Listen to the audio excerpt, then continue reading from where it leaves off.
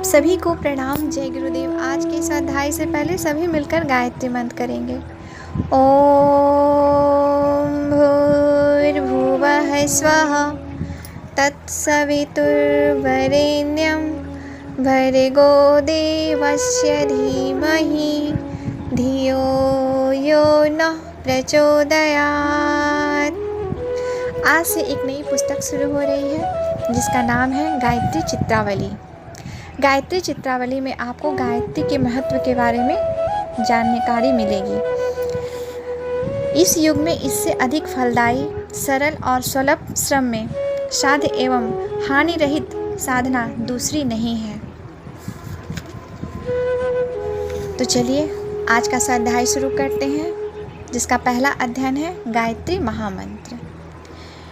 गायत्री के अक्षरों का आपसी गुंथन स्वर विज्ञान और शब्द शास्त्र के ऐसे रहस्यमय आधार पर हुआ है कि उसके उच्चारण मात्र से सूक्ष्म शरीर में छुपे हुए अनेक शक्ति केंद्र अपने आप जागृत होते हैं। सूक्ष्म देह के अंग प्रत्यंगों में अनेक चक्र, उपचक्र, ग्रंथियाँ, मातृकाएँ, उपतिकाएँ, भ्रमर, मेरु आदि ऐसे गुप्त संस्थान हैं जिनका विकास होने से साधारण सा मनुष्य प्राणी अनंत शक्तियों का स्वामी बन सकता है। गायत्री मंत्र उच्चारण जिस क्रम से होता है उससे जीवा, दांत, कंठ, तालु, होठ, मूर्धा आदि से एक विशेष प्रकार के ऐसे गुप्त स्पंदन होते हैं जो विभिन्न शक्तियों केंद्रों तक पहुंचकर उनकी सुसुप्ति हटाते हुए चेतना उत्पन्न कर देते हैं।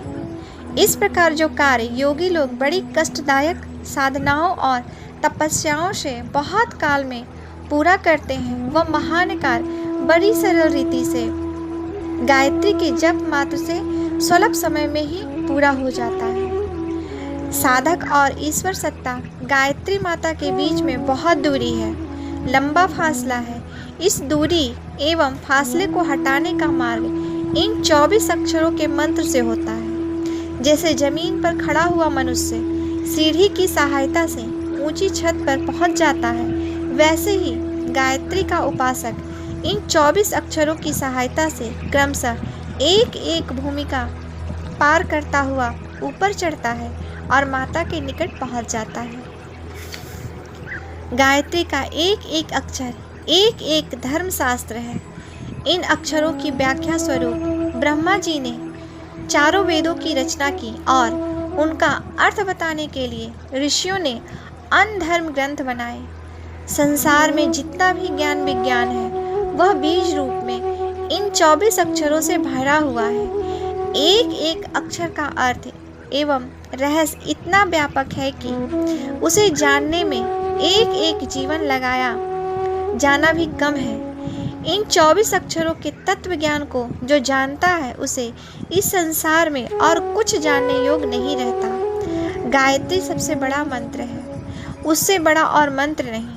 जो कार्य संसार के अन्य किसी भी मंत्र से हो सकता है वह गायत्री से भी अवश्य हो सकता है।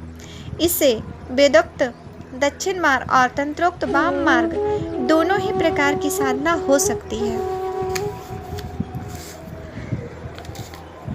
आज का दूसरा अध्ययन है आध्यात्मिक माता पिता। माता पिता के रजवीर से सभी प्राणियों का जन्म होता है। दूसरे जन्म का होना जिसे द्विजत्व कहते हैं मनुष्य की वास्तविक विशेषता है।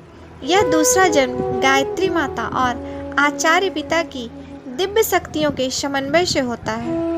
यज्ञोपवीत संसार और गुरु मंत्र की विधिवत दीक्षा इस दूसरे जन्म की द्विजत्व की घोषणा समझी जाती है। इस घोषणा के बिना किसी को गायत्री का अधिकार नहीं मिलता। शास्त्रों में इसीलिए कहा गया है कि गायत्री का अधिकार द्विजों को है। निगुरा का मतलब होता है बिना गुरु का, क्योंकि हर मनुष्य को अपना मानसिक विकास, सुधार, परिमार्जन, अंकुर एवं निर्माण के लिए एक सुयोग्य, अनुभवी, सच्चरित्र विद्वान व्यक्ति की सुसंबद्ध सहायता की आवश्यकता होती है। जिसे यह सहायता प्राप्त नहीं हो वह सुसंस्कृत कैसे बनेगा? प्राचीन काल में हर व्यक्ति का एक धर्म गुरु होता था। पहला माता, दूसरा पिता, तीसरे आचार्य। इसे केवल ब्रह्मा, विष्णु और महेश की उपमा दी गई है। कहा गया है कि गायत्री मंत्र किलित है। जब तक उसका उत्कीलन न हो तब तक वह सफल नहीं होता। उत्कीलन का वास्तविक तात्पर्य है प्राण दीक्षा द्वारा मंत्र का शक्ति स्फुलिंग अपने अंतराल में स्थापित करना। जैसे होली की अग्नि जलाकर लोग अपने घरों की छोटी सी होली जलाते हैं, उसी प्रकार किसी गायत्री के नैतिष्ठ उपासक से उसकी चिंगारी लेकर दीक्षा विधि द्वारा भीतर स्थापित की जाती है। जो साधना में आश्चर्यजनक सफलता मिलती है, केवल 24 अक्षर याद कर लेने मात्र से काम नहीं चलता।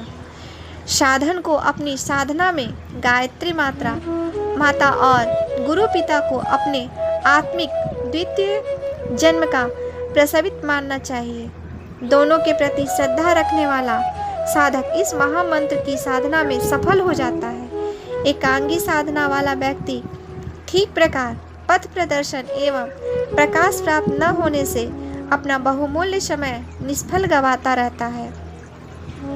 गायत्री शक्तिमान है, पर उस शक्ति का जागरण गुरु द्वारा होता है। निगुरा साधक बहुत प्रयत्न करने पर भी सुलभ परिणाम प्राप्त करता है। इसलिए उपासक को उचित है कि आध्यात्मिक माता पिता के लिए गायत्री और गुरु के लिए समुचित श्रद्धा रखें। आज के लिए यहीं तक। आप सभी को प्रणाम। जय गुरुदेव।